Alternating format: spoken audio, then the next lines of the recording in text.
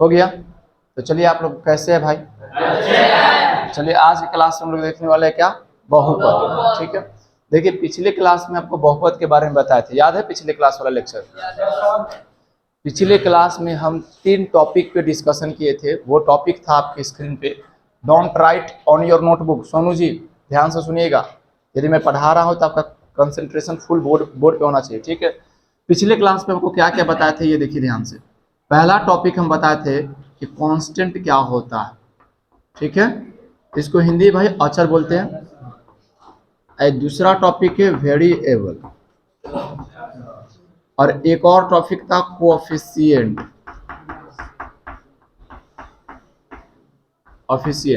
ठीक है, ध्यान से सुनिएगा। इन 3 टॉपिक में यदि किसी को किसी प्रकार के डाउट है तो पिछले क्लास के जाके वीडियो को देखेगा, यूट्यूब पे उसका वीडियो पड़ा हुआ है। ठीक है, देखो भाई इन तीनों टॉपिक को जब तक तुम समझोगे नहीं तब तक तुम पोलिनोमियल के जड़ तक जाओगे नहीं। ठीक है, अब हम इन तीनों टॉपिक को तो भाई बता चुके हैं, तो इस पर टाइम बर्बाद है बताना फिर से। ठीक है, नेक्स्ट टॉपिक पे आते हैं। इसके बाद आपको हम बताए थे, याद रखिएगा, कि जो बहुपद होता है, बहुपद वो 2 वर्ड से मिलकर बना हुआ है। ठीक है, बोलना नहीं, समझना है, जब नहीं आएगा तब बोलिएगा। बहु प्लस के पद। अब ध्यान से सुनिएगा, ये जो बहुपद है आपको दिखाई दे रहा है, इसमें 2 वर्ड है। ठीक है, बहु प्लस के, जैसे देखो पाठशाला, पाठ्य प्लस के शाला।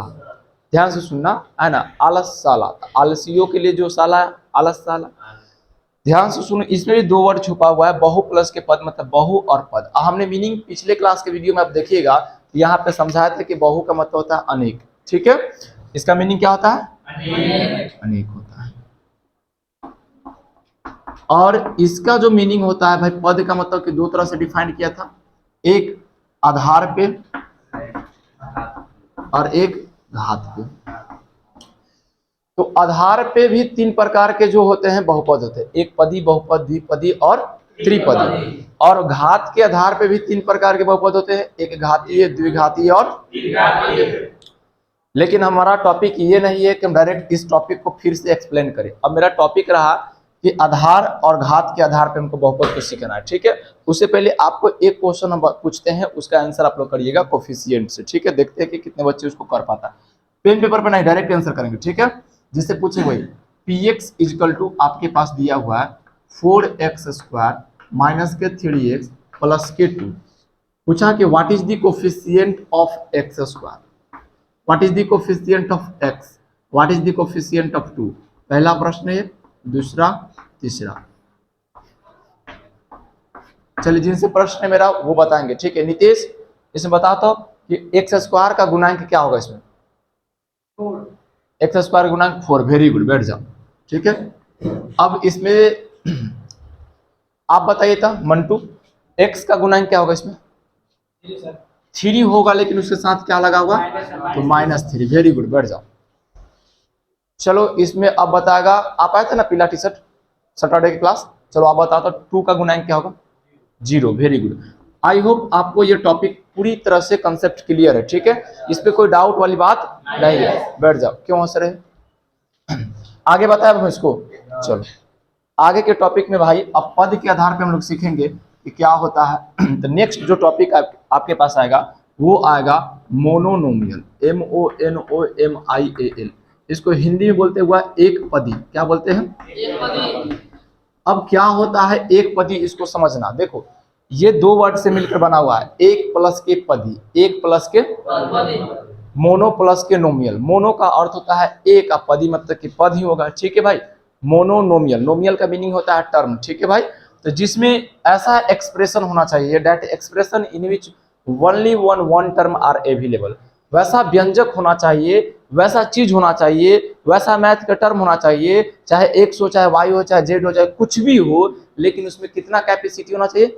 एक का होना चाहिए। ध्यान से सुनिएगा इसको, इसका परिभाषा पे नहीं जाना बिल्कुल। आप परिभाषा पे, मैथ का परिभाषा कुछ नहीं होता, मैथ में कंसेप्ट होती है। जैसे आप इसका परिभाषा एग्जामिनर नहीं पूछेगा, आपसे डायरेक्ट पूछेगा कि मोनोनोमियल में क्या होता है। तो मोनोनोमियल में हमेशा एक पद अवेलेबल होते हैं। ठीक है, एग्जाम्पल के तौर पे देखो x² y² z, ये तीनों एक ही साथ है ना, ये पूरा एक साथ एक टर्म है। ठीक है। अभी और भी शॉर्ट तरीका बताएंगे इसको पकड़ने का। यह x हो गया, ठीक है भाई, या 2x² हो गया, y हो गया, एक के पद है, ठीक है भाई।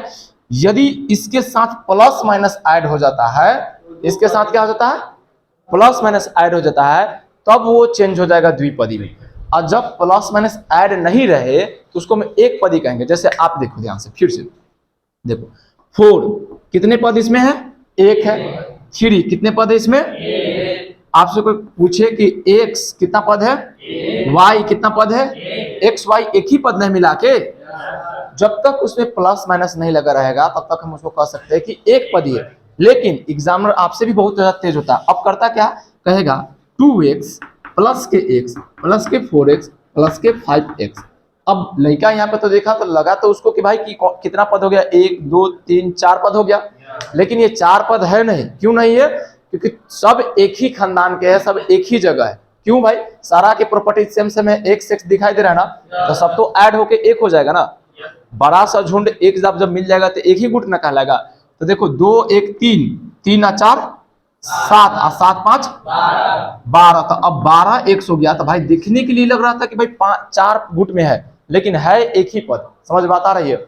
जब प्लस में रहे और सेम टर्म आए, प्लस में रहे और क्या है, सेम टर्म आए, तो वहां पे घबराइएगा नहीं कि भाई पद चेंज कर दीजिएगा। वहां भी आंसर क्या रखना है, एक पद। जैसे एक और example, y 2y 3y 4y, ऐसा क्वेश्चन आया और आपसे बोला बताइए किस पद के अंतर्गत आएगा, एक पदी, द्विपदी, त्रिपदी। तो मैक्सिमम बच्चा करता क्या है कि पद गिन लेता है 1 2 3 4। लेकिन ऐसे नहीं करना, आपको ये भी ध्यान में रखना है कि भाई सब सेम सेम फैमिली से है कि नहीं, सब वाई वाई है कि नहीं। तो देखो एक वाई तो भाई है, ये है, और 2 3 हो गया, और 3 कितना हो गया, 6, और 6 और 4 कितना हो गया, तो 10 वाई हो गया। अब 10 वाई को देखोगे तो एक ही पद ना है। तो आप बोलो कितने बच्चे को ये बात समझ में आया कि एक पदी जो है आराम से पकड़ सकते हो। सारे कुछ समझ में आया। मैं फिर से रिपीट कर रहा हूं, यदि किसी बच्चे को डाउट है, डोंट ट्राई इट, आनंद पीछे जाओगे, ठीक है, जो सिस्टम है उसी से चलो। एक पदी आपसे अभी ये देखो, पहला आज के क्लास में पहला टॉपिक का डिस्कशन करें भाई, मोनोनोमियल के बारे में, जिसमें एक पदी के बारे में हम जानकारी दिए। एक पदी सभी को क्लियर है। परिभाषा यदि कोई पूछेगा तो वैसा व्यंजक जिसमें एक पद होते हैं, देखो हम इसको शॉर्ट में लिख भी देते हैं, वैसा व्यंजक जिसमें एक पद होते हैं। जिसमें कितने पद होते हैं, एक पद होते हैं। बोलो इसमें डाउट है तो बिल्कुल बोल सकते हो, नहीं ना डाउट है तो लिखो, तुम लोग लिखो, वीडियो को पॉज कर दो, रुका दो वीडियो को रुका दो। तो अभी तक आपने देखा, ठीक है, पहले आनंद अब बढ़िया से बैठिए, ठीक है, चेतक की तरफ। अभी तक आपने देखा क्या कि बहुपद में हमने एक टर्म का क्लासिफिकेशन किया जिसका नाम था एक पदी, ठीक है भाई। अब हम लोग जो आगे के टॉपिक को देखेंगे, और ये दिखाई दे रहा है, ठीक है। आगे के टॉपिक में हम लोग तो पहले एक पदी सीखा, मोनोनोमियल। अब हम लोग सीखने वाले हैं बायोनोमियल। बायोनोमियल को हम लोग जो है द्विपदी कहते हैं इंग्लिश हिंदी में, और इंग्लिश में हम लोग जो है बायोनोमियल कहते हैं। अब देखो इस पॉइंट को बच्चे बार बार मैं रिपीट कर रहा हूं, ठीक है, आप बोर्ड पे देखिए, है ना। द्विपदी को आप आसानी से कैसे पकड़ पाइएगा, द्विपदी बायोनोमियल्स, ठीक है भाई। बायोनोमियल्स का मीनिंग होता है, बायो मतलब कि दो, अनोमियल मतलब पद, मतलब जिसमें दो पद होना चाहिए। कितना पद होना चाहिए, that expression in which two terms are available. वैसा व्यंजक जिसमें कितना पद होना चाहिए, देखो परिभाषा हम खुद से बना रहे हैं, लेकिन आप सीख जाइएगा ना तो खुद से परिभाषा बना सकते हैं। सीखना है, मेरे यहाँ पे हमारा काम क्या है, सिखाना, पढ़ाना नहीं मेरा काम है, सिखाना है आपको, तो सीखो, ठीक है।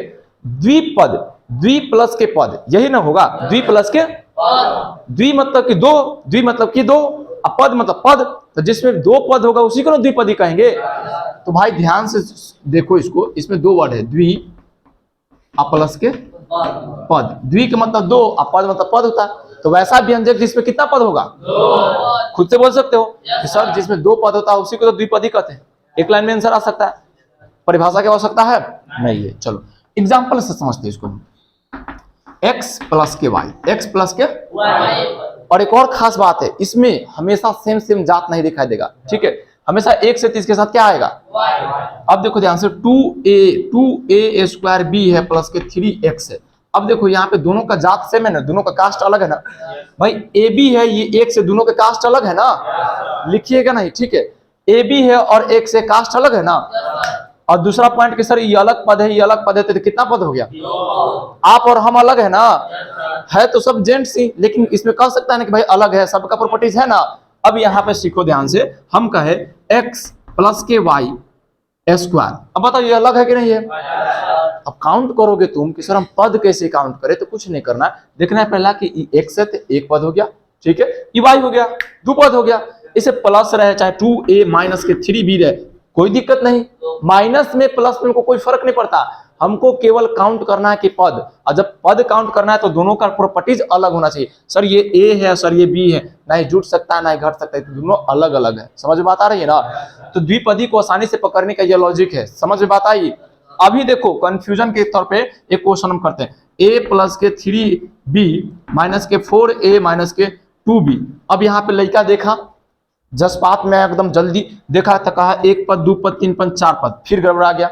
भाई आपको पिछले क्लास में सिखाया है ए के साथ जुड़ सकता है और बी के साथ जुड़ सकता है, तो पहले जोड़ के घटा के तब देते हैं आंसर। तो देखो यहाँ पे 4a माइनस में e प्लस में घटाएंगे तो माइनस के 3a हो जाएगा, 3a हो जाएगा।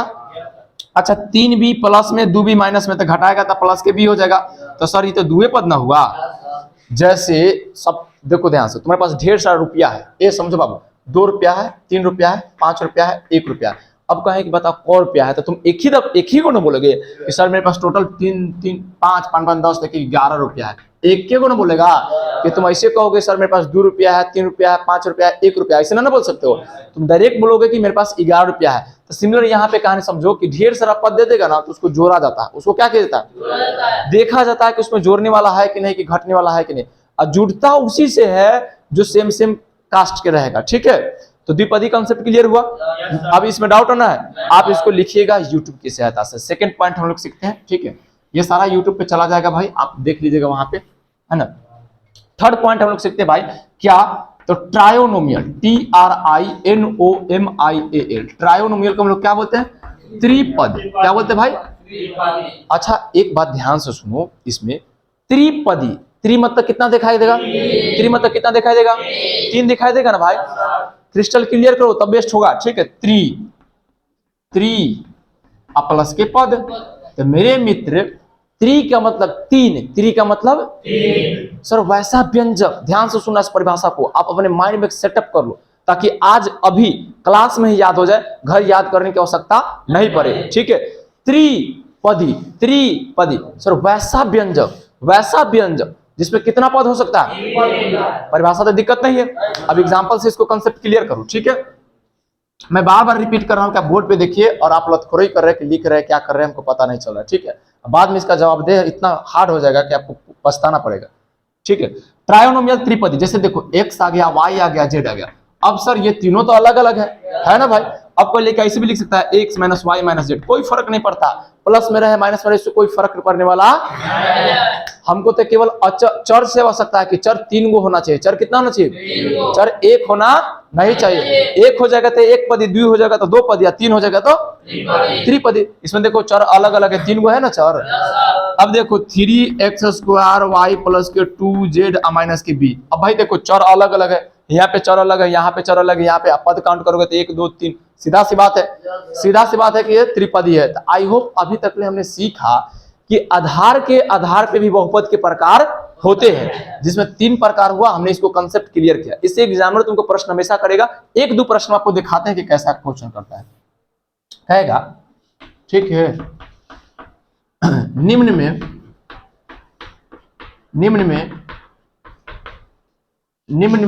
में एक पदी कॉमा द्विपदी और त्रिपदी को चुने। पहला क्वेश्चन x, दूसरा क्वेश्चन 3x प्लस के 2, तीसरा क्वेश्चन दूसरा 4x² y a b z, चौथा क्वेश्चन x y z, पांचवा क्वेश्चन 2x² y प्लस के 3x² y प्लस के 2z। अब ध्यान से सुनो, डोंट राइट, ठीक है, आपको पता नहीं चल रहा है, हमको सब दिखाई दे रहा है कि कौन बच्चा लिख रहा है कौन नहीं लिख रहा है। अब ये तुम्हारे पास रहेगा, ठीक है। और अभी के जमाना में आपको ऑनलाइन आना अनिवार्य होगा, ठीक है। ऑनलाइन नहीं रहेगा, ऑफलाइन की दुनिया में रहेगा तो टॉपर के लिस्ट में नहीं जाएगा, ये बात आपको भूल रखे। कितना ऑफलाइन वाला टीचर मेहनत करता है, बहुत कम करता है। ऑनलाइन वाला जितना टीचर मेहनत करता है उतना ऑफलाइन वाला करवे नहीं करता। इसीलिए हर एक स्टूडेंट को ऑनलाइन होना बहुत अनिवार्य है, डिजिटल होना अनिवार्य है। अब आपको डिजिटल होना अनिवार्य है, क्यों? हम जून में अपना डिजिटल बोर्ड लाएंगे तो आपको जनरली जो है हम लिखवाएंगे काम, ज्यादातर आपको पीडीएफ से काम चलवाएंगे, ठीक है। तो आपके पास एंड्रॉयड होना अनिवार्य है, और एंड्रॉयड जिनके पास नहीं है वो अपने गार्जियन से कह के मांगिए, और उसका गलत यूटिलाइजेशन नहीं करिए, उसका सही यूटिलाइजेशन करिए, ठीक है। आप अपना शिक्षा की ओर ले जाइए, क्योंकि हम हर एक चीज को ऑनलाइन ही करेंगे, ऑफलाइन बहुत कम करेंगे।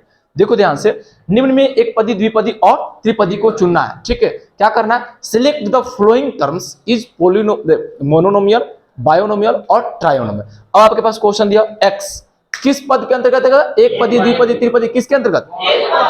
डायरेक्ट इसमें आंसर चला जाएगा एक पदी, ठीक है। कितना पदी चला गया? एक पदी। नेक्स्ट क्वेश्चन यदि हम लोग चूज करेंगे कि भाई किस पद के अंतर्गत आने वाला है, तो चेक करेंगे। सर एक से सर 2 है, तो सर दोनों तो अलग है ना, तो कितना पद आ गया इसमें? कर लोगे? तो ये तुम्हारा वर्क रहेगा HW की 4 क्वेश्चन अपने से करना यूट्यूब की सहायता से, ठीक है। यहाँ पे लिखने की आवश्यकता नहीं है। तो इस पे हम बताओ, इस वाले सुनो ध्यान से, इस वाले कंसेप्ट पे इस पे हम क्वेश्चन कर रहे हैं, ठीक है। तो अब क्लियर हुआ? पक्का डाउट ना रहेगा?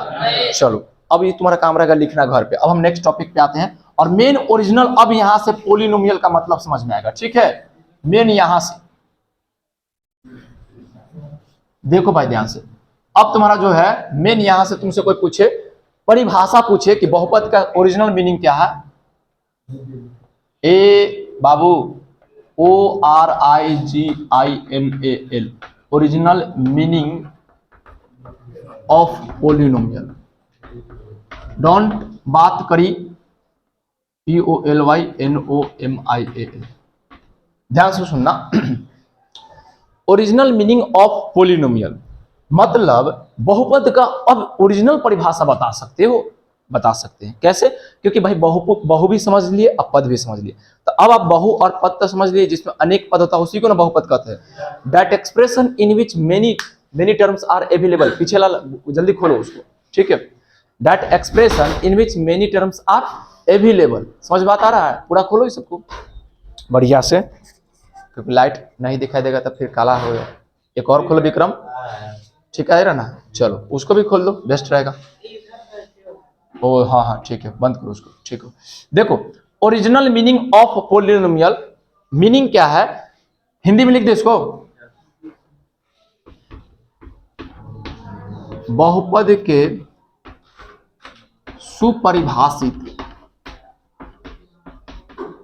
सुपरिभाषित मतलब या अर्थ बोल सकते हो, ठीक है। तो बहुपद के सुपरिभाषित अर्थ क्या होता है भाई? कि सर वैसा व्यंजक जिसमें अनेक पद होना चाहिए। अनेक पद अभी सिखाए ना भाई, एक पदी, द्विपदी, त्रिपदी, तो समझ में आ रही बात?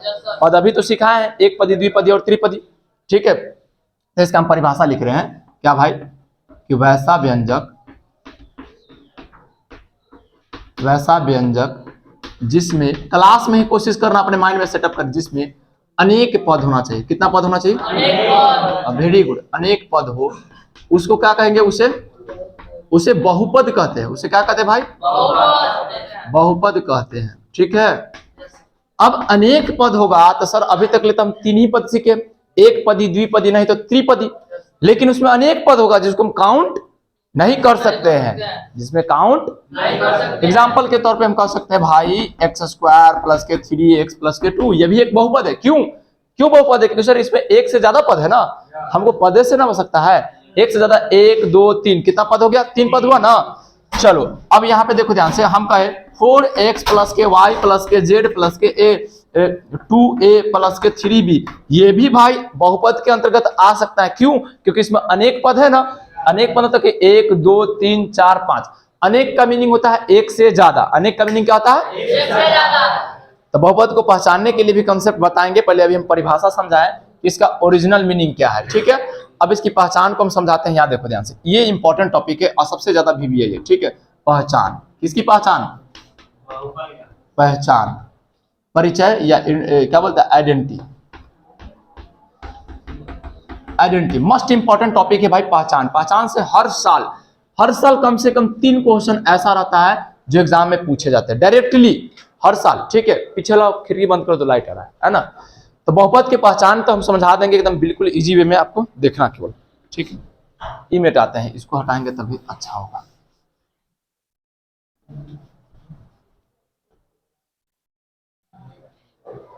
देखो, बहुपद को यदि सीखना है ना, बहुपद को पहचानने का सीखना है, तो तुमको चर और अचर का ज्ञान होना अनिवार्य है। हमको पता है कि तुम लोग को पता है चर और अचर। चर और अचर में तो डाउट नहीं होना चाहिए भाई।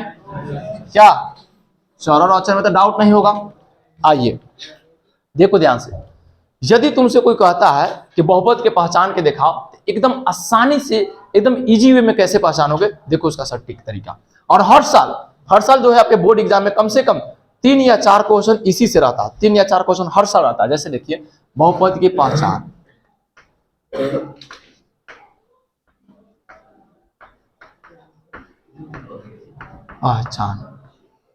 पहला पॉइंट इसका है भाई कि यदि बहुपद को पहचानना है तो देखना है का कि जो चर है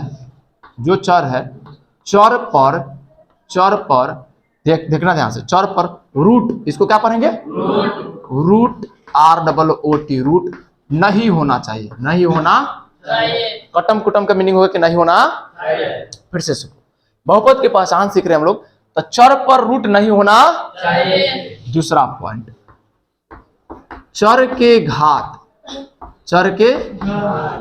का मतलब पावर। किसका मतलब, चर के घात निगेटिव। क्या भाई, NEGATIVE, निगेटिव मतलब माइनस में, निगेटिव मतलब नहीं रहना चाहिए।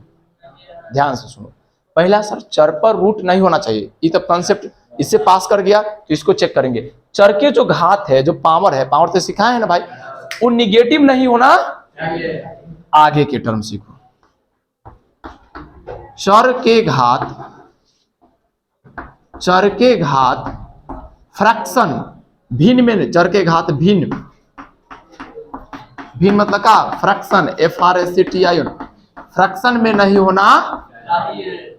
यदि ये 3 कंसेप्ट कहीं भी लागू हो गया तो बहुपद नहीं हुआ, और ये 3 कंसेप्ट जिस पर लागू नहीं हुआ बहुपद हो गया। अब ये बात आपको आसानी से नहीं समझ में आएगा, क्यों? क्योंकि जो बात हमने बोला है थोड़ा सा अटर पटर लग रहा है, लेकिन यदि हम क्वेश्चन करके समझाते हैं तो आप आसानी से समझ पाइएगा। ठीक है, तो 1-2 क्वेश्चन करते हैं। कैसा क्वेश्चन है देखो, ठीक है, कहेगा कि निम्नलिखित में कौन बहुपद है, निम्न में कौन बहुपद है, बहुपद। ऑप्शन आपके पास दे देगा 4, option A, option B, option C, option D। पहला ऑप्शन दिया x² प्लस के रूट 3x प्लस के 2। ठीक है भाई। दूसरा ऑप्शन दिया आपके पास y² माइनस में 3y प्लस के माइनस के 2। ध्यान से सुनेंगे, ठीक है। अब आपके पास प्रश्न दिया √3x² प्लस के 2x के पावर 1, √3x² 2/3 है, 2/3 है, 2x प्लस के 4, और एक ऑप्शन दिया आपके पास नन ऑफ दीज। अभी बोलेंगे नहीं, ठीक है, एक क्वेश्चन ही हुआ। नेक्स्ट क्वेश्चन और करते हैं, ठीक है। नेक्स्ट, निम्न में कौन बहुपद है, यही प्रश्न है। निम्न में कौन, नीतीश मत लिखो, बोल रहे हैं ना बहुपद है। Option A, option B, option C, option D। ठीक है भाई, ध्यान सुनना। y² माइनस के y के पावर y² माइनस में 3y प्लस के 4। ठीक है भाई। अब आपके पास क्वेश्चन है z² माइनस के z के पावर -1/2 प्लस के 4। ठीक है भाई। चौथा प्रश्न है √3x, ठीक है, प्लस के x² माइनस के 2। ठीक है। नेक्स्ट है आपके पास नन ऑफ दीज। बात नहीं हुआ, ठीक है, लिखने में टाइम लग रहा है। यही यदि डिजिटल बोर्ड रहता तो उस पर डायरेक्ट क्वेश्चन छपा हुआ था, ठीक है। जो लिखने में टाइम जितना एक्सपेंड करे है, डिजिटल बोर्ड यदि रहता तो डायरेक्ट आंसर आता, डायरेक्ट उस पर क्वेश्चन आ जाता, ठीक है। तो आपको सुविधा मिलेगा जून जुलाई से, पक्का एकदम जून में एकदम श्योर है, रहेगा तुम्हारे पास तो रहेगा। 2 महीना वेट करो, 2 महीने बाद डिजिटल बोर्ड रहेगा, मजा भी आएगा। अब ये क्वेश्चन मिला एग्जाम में, तो वीडियो चल रहा है ना भाई, एग्जाम में ये प्रश्न तुमको मिला, एग्जाम में मैक्सिमम बच्चा इसको टिक आउट करेगा, अंदाजिए। लेकिन देखो अंदाजे क्यों करेंगे? यदि हम कंसेप्ट सीखे हैं तो डायरेक्ट आंसर पर जाएंगे। पहला सर चेक कराना है कि चर पर रूट नहीं होना चाहिए। अब इसमें चर कितने को समझ में नहीं आता हो केवल हाथ उठा दो, जिसको नहीं आता वो हाथ उठा।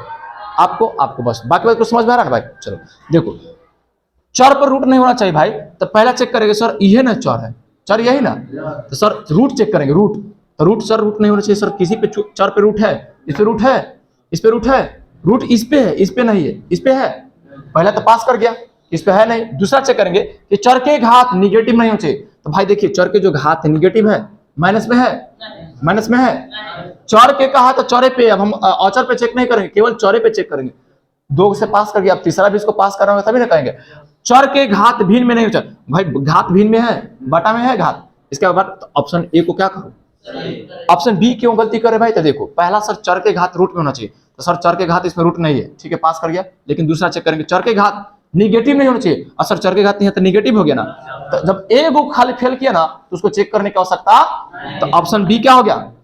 सर आप सी को क्यों काट दिए? तो सी को काटने का रीजन सर जो घात है बटा में आ गया, जबकि लिखा है कि चर के जो घात होगा फ्रैक्शन में, तो देखो यहाँ पे फ्रैक्शन बटा में आ गया ना।